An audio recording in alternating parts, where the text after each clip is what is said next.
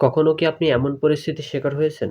কেউ আপনাকে বলেছে আপনার ব্যক্তিগত তথ্য পাবলিক প্লেসে ছড়িয়ে দিবে? তাহলে এই ভিডিওটি আপনার জন্য। আজকে আমি কথা বলবো সাইবার বুলিং নিয়ে। What is cyber bullying? অনলাইনে অনেকেই বাজে এসএমএস পায় কিংবা হুমকি পায়। আপনি কি কখনো এমন পরিস্থিতির শিকার হয়েছেন? তাহলে এই ভিডিওটি সম্পূর্ণ দেখুন। মূল ভিডিও শুরু করার আগে চলুন আপনাদের বুঝিয়ে নিই সাইবার বুলিং কি। সাইবার বুলিং হলো অনলাইনে কাউকে গালি দেওয়া, হুমকি দেওয়া কিংবা খারাপ কথা বলা বা ভয় দেখানো। সাইবার বুলিং কিভাবে শুরু হয়?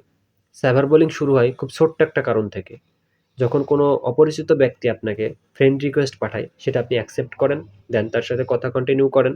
একটা সময় গিয়ে তার সাথে আপনার বন্ধুত্বপূর্ণ সম্পর্ক হয়। তখন সে কোনো লিঙ্ক দিল বা সে কোনো ভিডিও দিল কিংবা ছবি দিল, সেই ভিডিও কিংবা ছবির সাথে লিঙ্ক থাকে, সেটাতে আপনি ক্লিক করেন। তার মাধ্যমে আপনি হ্যাকিংয়ের শিকার হন। এভাবে আপনার পার্সোনাল বা ব্যক্তিগত তথ্য হ্যাকারের কাছে চলে যায়। দেন আপনি বুলিংয়ের শিকার হন। তখন সে আপনাকে বাজে এসএমএস দেয় কিংবা আপনার ভিডিও কিংবা কোনো পার্সোনাল ছবি পাবলিক প্লেসে ছড়িয়ে দেওয়ার হুমকি দেয়। তাহলে এখান থেকে কি শিক্ষা নিলেন? অপরিচিত কারো ফ্রেন্ড রিকোয়েস্ট কখনোই অ্যাকসেপ্ট করবেন না। যদিও কারো ফ্রেন্ড রিকোয়েস্ট অ্যাকসেপ্ট করেন, সে যদি আপনাকে এসএমএস দেয়, সেই এসএমএস এর কখনোই রিপ্লাই করবেন না।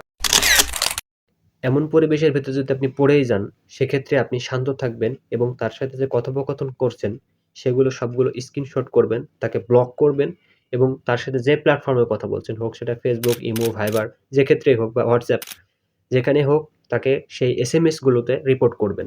আপনি যদি এই পরিস্থিতির শিকার হয়ে থাকেন, তাহলে ভয় না পেয়ে এটা আইন প্রশাসনকে জানান অথবা আমাদের মতো এক্সপার্টকে জানান, যারা আপনাকে সাহায্য করতে পারবে।